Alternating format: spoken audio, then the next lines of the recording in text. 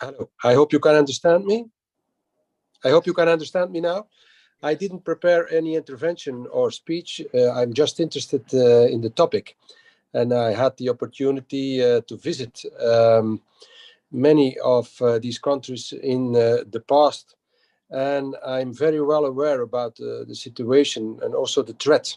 Not also only the threat for the local people, for the indigenous people of Afghanistan and, of course, also Pakistan, of this radical Islam, but also the threat for us as Europeans. And I think the threat for us as Europeans is, well, first of all, the fact that after the defeat of Islamic State in Iraq and in Syria, we now have a new possibility of organizing radical Muslims who are traveling from Europe to, in the past, Syria and Iraq, to be trained by Islamic State, and will now have the possibility to travel to Afghanistan to become radical militants of the Taliban, and also terrorists, international terrorists, who can also be sent to Europe, as we have seen that some years ago with terrorist attacks in Brussels and Paris. That's the first threat, the terrorist threat. The Taliban has money, the Taliban has experience, the Taliban has also the means now to organize those sort of people, to train them. And I think this is a really big threat, and we should be aware of that. And therefore, I'm really concerned about the fact that the European Union and our governments are dealing with the Taliban, are taking the Taliban serious, are talking with them on an official way, organizing trade and that sort of things. I think that's a very bad thing. We shouldn't do that. We shouldn't legalize Taliban. We shouldn't officialize them. We shouldn't speak with them. We should boycott them completely. That's the only way we can deal with the Taliban. Of course, there is the question of what should happen with the population. It's a difficult question. How can we help the population of Afghanistan without helping the Taliban? And I'm very well aware that a large majority of the population of Afghanistan is not supporting the Taliban and want to get rid of them. It's always a difficult question. Should we intervene or not? Should we help those groups who are resisting the Taliban? Should we give them money? Should we give them weapons? Should we give them training? We still have to decide about that, but I think on the long run it will be the only possibility to deal with Taliban, because if we don't deal with the Taliban, it will explode, and I mean with exploding that it will also be possible for radical Muslim groups to take over power in other countries, and the Taliban will surely try to do that. And of course, having the means, having the weapons, having the money, having the organization and the structures of a real state, the state of Afghanistan, they are not only an internal threat for Afghanistan, but I think an international threat for the whole free world, for the whole Western world, and certainly for us as Western Europeans. Secondly, you have the situation in Pakistan. For me, it's very clear Pakistan is a terror state. We shouldn't deal with them neither. They are as dangerous as the Taliban. And I think on the long run, there will be an alliance between the Taliban and Pakistan. They will work together. They will use their efforts. They will use their influence to spread radical Islam all over the world. And it's a threat for India. It's a threat for all the countries in the neighborhood. But it's also a threat for us as Europeans, because this is Eutoday. This is a European conference talking about the possible influence of what's happening over there, over here. And therefore also I'm very well aware that Pakistan is a country that is supporting international terrorism. It happened already many times in the past, and it will happen once again in the future. So also over there, I'm in favor of a complete boycott of Pakistan.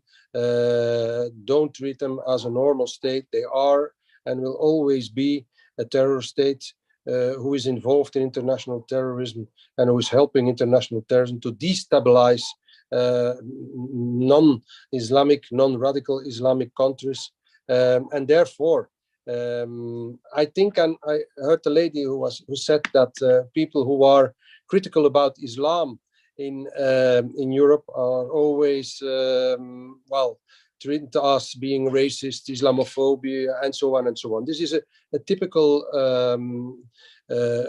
view of countries like Pakistan, who are threatening everybody who says we don't want the Sharia, we don't want radical Islam, we don't want that sort of things over here. Then you are always immediately a racist or Islamophobe or something similar. I know how it works.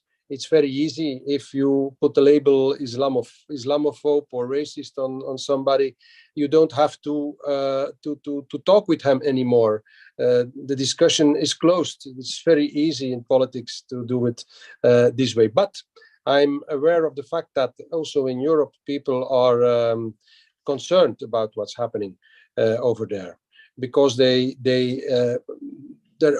eyes were opened during the period that Islamic State was in power in the Caliphate in parts of Syria and Iraq. We have seen what happened. We were also attacked by Islamic states here in Brussels, only a few meters away of the International Press Center where you are at the moment. There was a terrorist attack at the metro. There were terrorist attacks on our airport. There were terrorist attacks in France, all over Europe, organized by Islamic States. And we have to be aware that a lot of those people are already over here.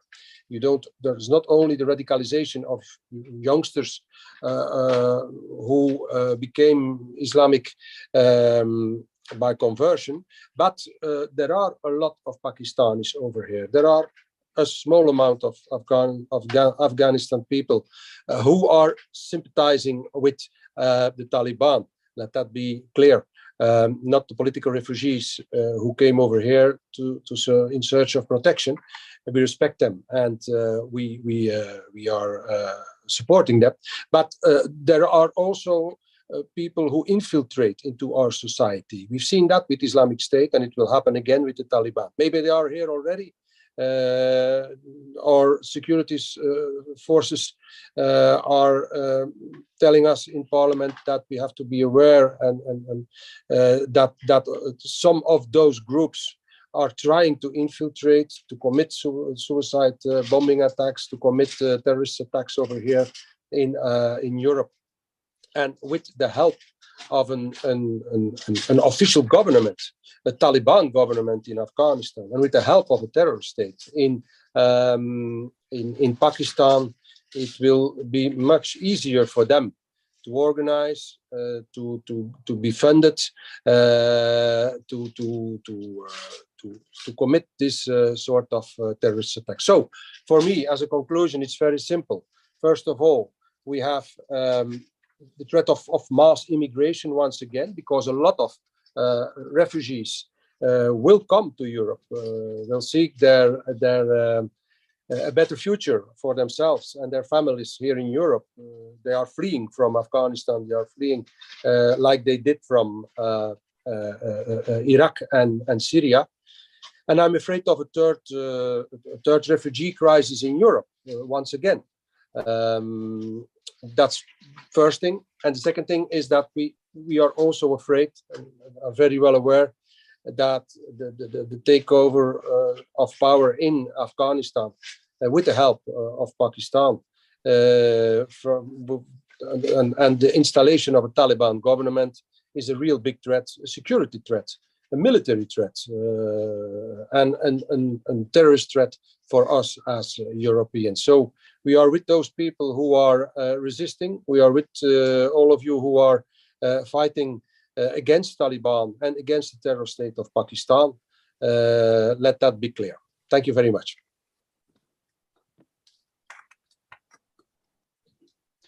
Thank you very much, Mr. Filip de Winter, for your insight